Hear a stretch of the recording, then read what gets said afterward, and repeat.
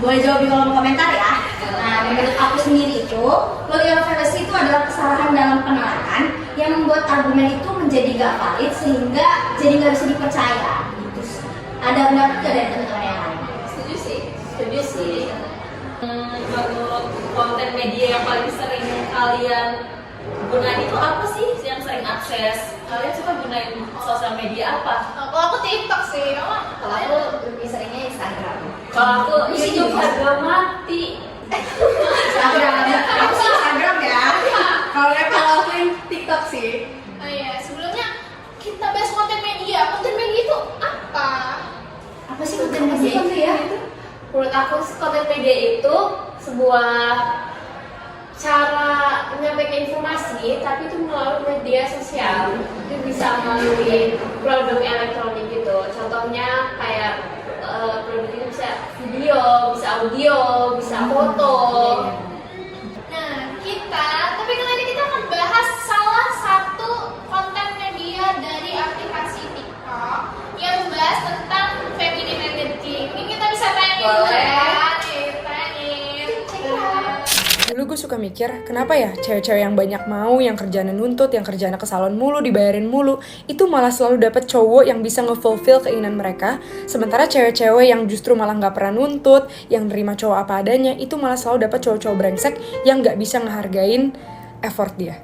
Dan sekarang gue tahu jawabannya.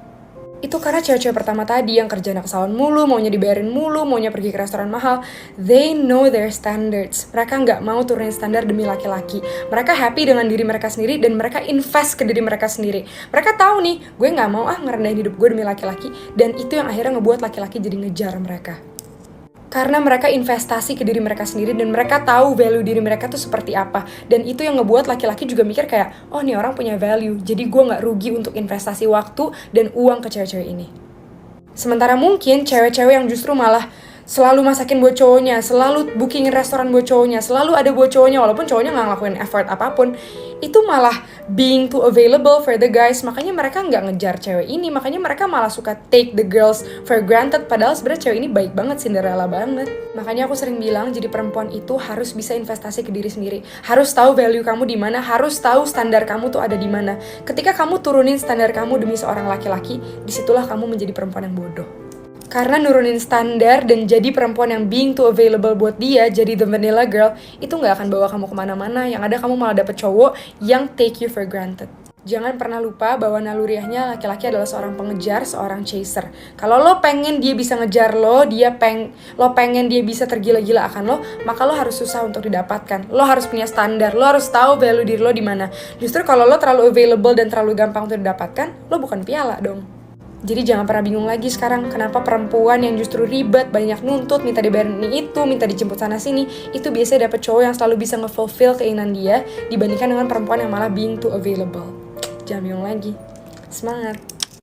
Tadi itu bahas tentang feminine energy ya, banyak. Nah, ada yang tahu sih apa sih feminine energy itu? Pernah dengar nggak sih? Itu sering ini nggak sih? Sering Feminine energy ya. Emang lagi jadi topik yang dibahas banget dari Apa feminine energy itu? Menurut aku sendiri, feminine energy itu energi yang merujuk pada kualitas-kualitas seperti kelembutan.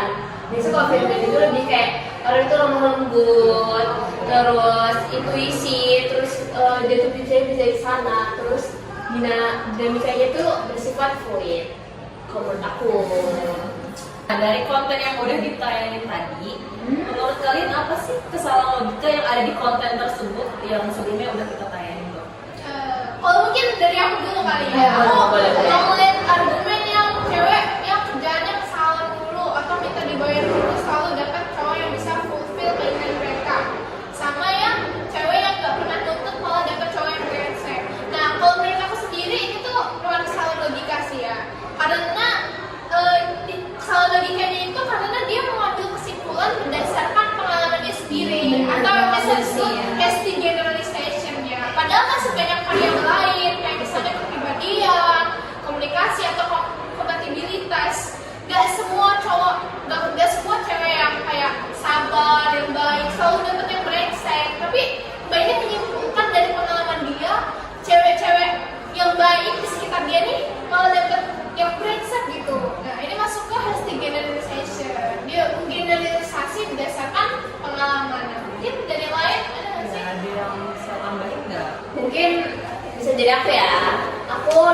tadi ada false dichotomy. Nah itu tuh dari argumen kakaknya yang bilang perempuan yang memenuhi standar itu jadi bodoh. Maksudnya bodoh dalam memilih pasangan. Terus sedangkan perempuan yang ribet, standarnya itu ribet, pasti itu pasangan itu ngehargain dia gitu. Menurut aku itu kayak pemikiran yang kayak seolah-olah tuh nggak ada alternatif lain. Kenapa? Karena perempuan tuh harus menetapkan standarnya tuh tinggi, padahal nggak semuanya kayak gitu. Dalam kenyataannya juga hubungan itu nggak sesederhana itu. Iya sih. Terus ngambil dari aspek lain. Kompleks sih hubungan. Iya sih bener juga. Tapi kalau aku izin namain juga ya. Kalau dari Plato sendiri tuh ada post hoc ergo propter hoc atau bahasa lainnya tuh kayak kausalitas palsu. Karena kakak itu di kontennya dia menyebutkan kalau misalkan karena perempuan investasi ke diri mereka sendiri, jadi seolah-olah itu laki-laki akan mengejar mereka. Sedangkan buat cewek-cewek yang terlalu too available untuk si laki-laki ini, mereka jadi dianggap remeh gitu. Nah, menurut aku sih itu kesalahan berpikir ya, karena pernyataan ini tuh kayak mengasumsikan bahwa hubungan sebab akibat yang pasti antara investasi diri dan perhatian laki-laki atau antara availability-nya tuh kurangnya penghargaan tanpa mempertimbangkan faktor-faktor lain gitu sih kalau menurut aku ya. Ada yang lain gak sih? Kalau dari aku sih ya, argumen yang menurut aku termasuk dari kesalahan berpikir itu ada di argumen kalau kamu tuh available dan kamu tuh jadi nggak bernilai dan kamu tuh kayak nggak bisa bawa kamu tuh kemana-mana. Itu masuk juga sih strong argumennya. Kenapa? Karena kayak pembuat konten ini awalnya itu mengambil kesimpulan di argumen awal tuh bahwa cewek yang tidak berusaha lebih ke cowok adalah cewek yang punya value. Sedangkan yang dia buat kesimpulan ini, argumen yang dia katakan sekarang tuh cewek yang too nice dan too valuable atau berusaha lebih malah jadi nggak bernilai dan nggak bisa bawa cewek ini kemana-mana gitu loh. Jadi kayak kesimpulan yang dia buat ini malah menyimpang dari argumen awal. Padahal seseorang yang baik hati dan selalu ada untuk pasangan itu bukan berarti mereka tidak punya nilai atau tidak punya value. Bener banget.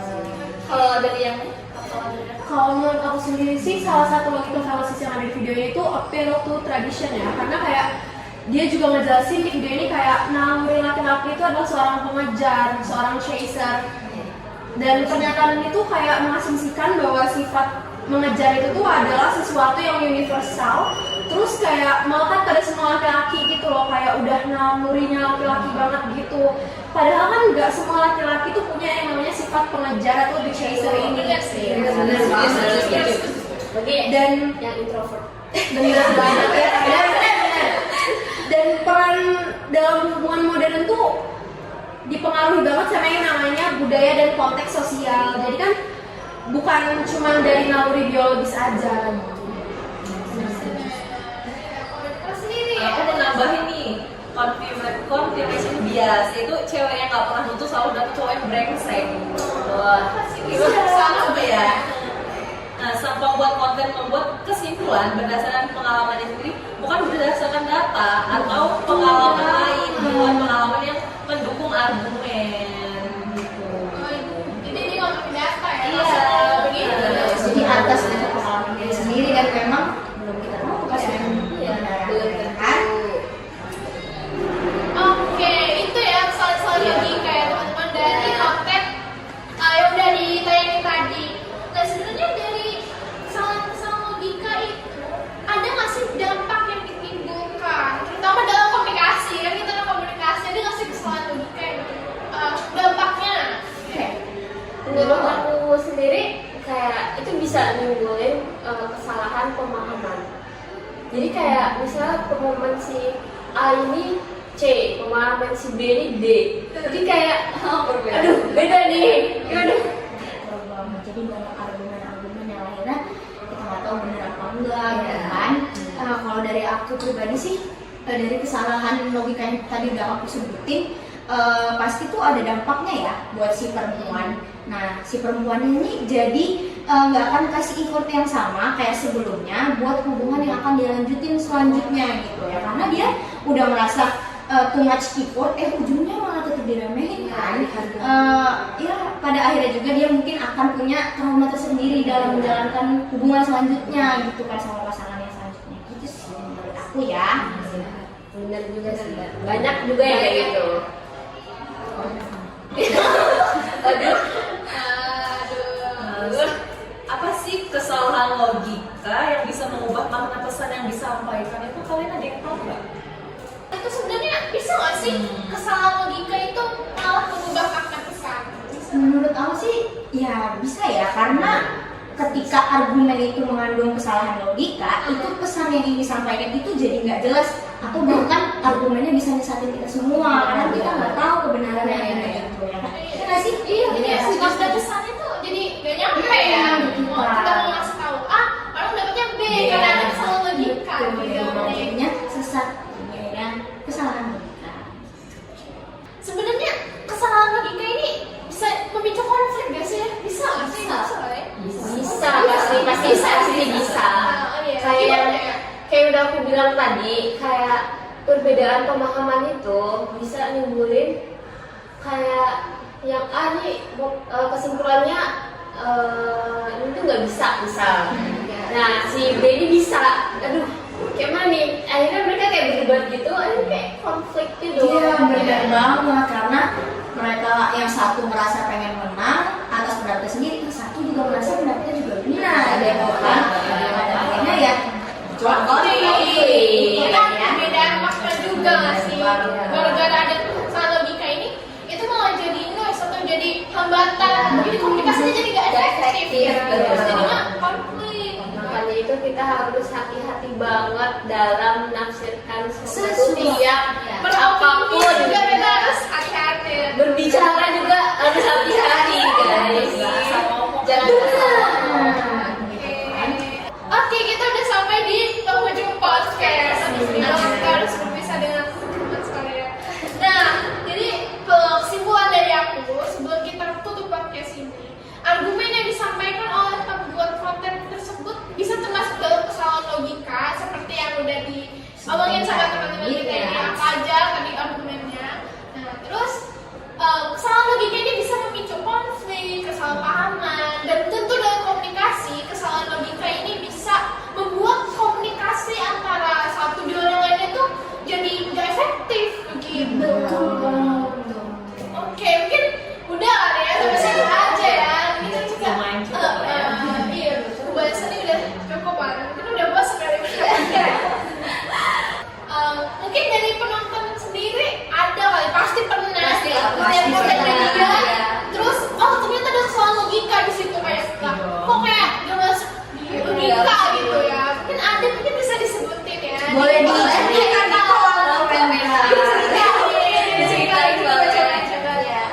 Oke, sampai sini dulu aja podcastnya. Makasih banyak udah merhatiin kita selama mungkin 10 menit ya. Jadi see you guys.